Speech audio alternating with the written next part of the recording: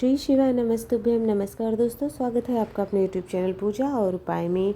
दोस्तों, इस वीडियो में मकर संक्रांति किस दिन मनाई जाएगी, साल का पहला त्यौहार है, साथ ही साथ में किन चीज़ों का दान करना चाहिए, क्या महत्व है, पुण्यकाल क्या है, महापुण्यकाल का समय क्या है, शुभ मुहूर्त, यानी कि इन चीज़ों की जानकारी जो है इस वीडियो के माध्यम से हम आपको पूर्ण रूप से देने वाले हैं।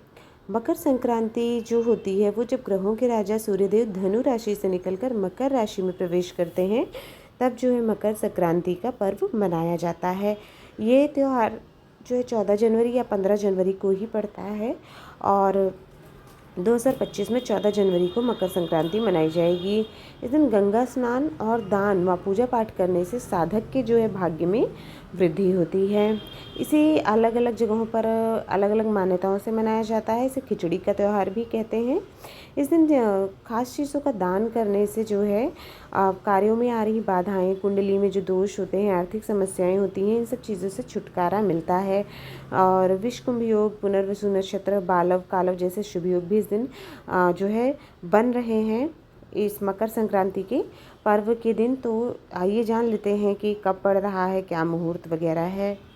मकर राशि में सूर्यदेव के गोचर होने पर जो है मकर संक्रांति का पर्व मनाते हैं। और इस साल जो है सूर्यदेव का गोचर मकर राशि में 14 जनवरी को सुबह 9:03 पर होगा और उस क्षण सूर्य की मकर संक्रांति होगी।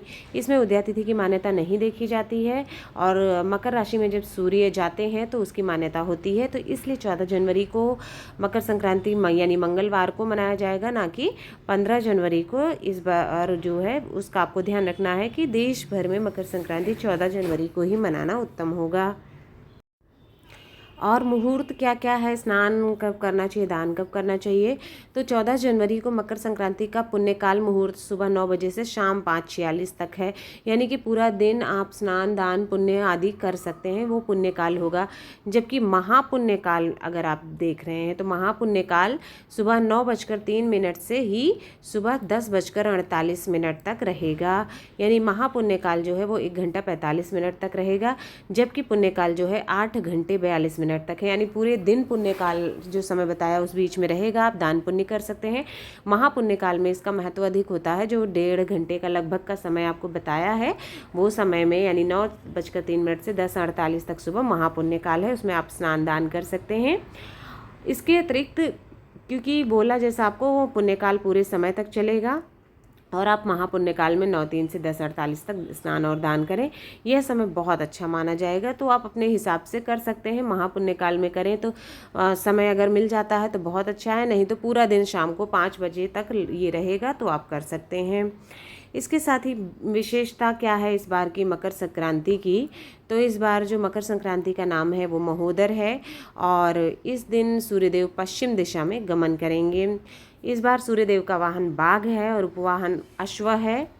सूर्यदेव पीले रंग के वस्त्र धारण करेंगे मकर संक्रांति पर और उस दिन सूर्यदेव का आयुध गदा है और वो चांदी के बर्तन में पायस को भोजन स्वरूप में लेंगे।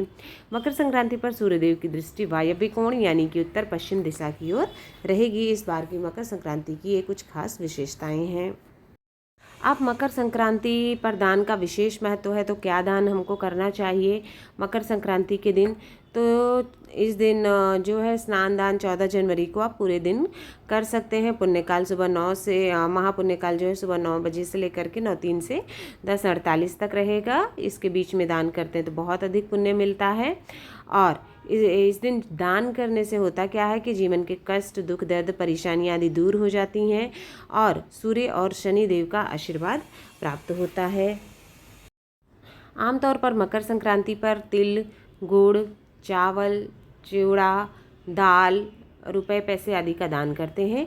लेकिन इस दिन अगर आप खिचड़ी दान में किसी ज़रूरतमंद को ज़रूर देना चाहिए, इससे घर में सुख शांति आएगी। यानी कि चावल और दाल आप अलग अलग करके नहीं दें, अलग देना है तो आप अलग भी दे सकते हैं, लेकिन जैसे मिक्स करके हम खिचड़ी बनाते हैं तो वो खिचड़ी जो है आपको दान में ज़रूर देना चाहिए। कुंडली में अगर आपके सूर्य और शनि की स्थिति खराब है तो आप इस शुभ मौके पर गुड़ और तिल ज़रूर दान दें। इससे कुंडली में जो है इनकी स्थिति ठीक हो जाती है, आपको मान सम्मान प्राप्त होगा, धन की प्राप्ति होगी और आपके ऊपर जो शनि की साढ़ेस आती है तो तो फिर आप काले तिल का दान किसी गरीब या ब्राह्मण को ज़रूर करें। इससे आपको शनि देव का आशीर्वाद मिलता है और जैसे जो शनिदेव की परेशानियां होती हैं वो काफ़ी हद तक कम हो जाती है, उसका प्रभाव कम हो जाता है काले तिल का दान करने से। तो ये चीज़ आप ज़रूर करिएगा। इसके साथ ही इस दिन आप नमक का दान कर सकते हैं। इससे जो अनिष्टों का होता है, बुरे चीज़ों का उनका नाश होता है, बुरा समय बीत जल्दी जाता है।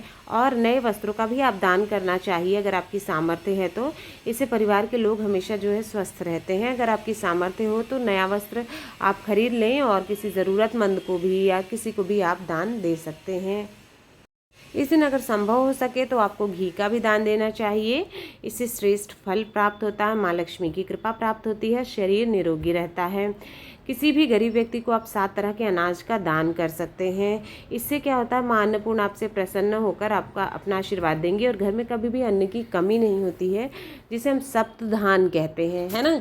तो फिर 7 तरह के, कोई भी 7 तरह के, या फिर आपके पास जो अनाज अवेलेबल हैं आप दे सकते हैं आपकी सामर्थ्य के अनुसार। तो 7 तरह के अनाज जो है वो आप दान दे दीजिए। मतलब आप चाहें तो जैसे कि आधा किलो हमको अनाज दान करना है तो थोड़ा थोड़ा मिला के 7 अनाज आप करके उसे ऐसे भी दे सकते हैं। या आपका कोई काउंटिंग है कि हम 100-100 ग्राम देंगे तो 100-100 ग्राम करके 7 अनाज कर दीजिए। इस तरह से भी आप दान कर सकते हैं। इस शुभ अवसर पर ज़रूरतमंद को किसी काले रंग का कंबल भी आप दान कर सकते हैं। इससे ग्रहों की कृपा दृष्टि आपके ऊपर बनी रहेगी। और इस दिन आप दूध, दही, चावल आदि का दान करते हैं तो धन दौलत की कमी जो होती है वो दूर हो जाती है और माता लक्ष्मी की कृपा आपके ऊपर बनी रहेंगी। किसी भी इस दिन शुभ मुहूर्त पर जो है यदि आप किसी गरीब को सरसों का दान करते हैं तो इससे आपके मान सम्मान में वृद्धि होती है। तो आप काले रंग का कंबल कर सकते हैं या काले वस्त्र दान कर सकते हैं, दूध दही कर सकते हैं, सरसों दान कर सकते हैं। दोस्तों, इस वीडियो में आपको मकर संक्रांति से जुड़ी जो भी महत्वपूर्ण जानकारियां हैं, किन किन चीज़ों का दान करना चाहिए, क्या का पुण्यकाल कब है, महापुण्यकाल कब है, किस दिन मना, मतलब हर महत्वपूर्ण जानकारी दी है। अगर आपको वीडियो पसंद आया हो तो वीडियो को लाइक करें, शेयर करें, चैनल सब्सक्राइब करें। आप सभी पर भगवान भोलेनाथ और सूर्यदेव की कृपा हमेशा बनी रहे।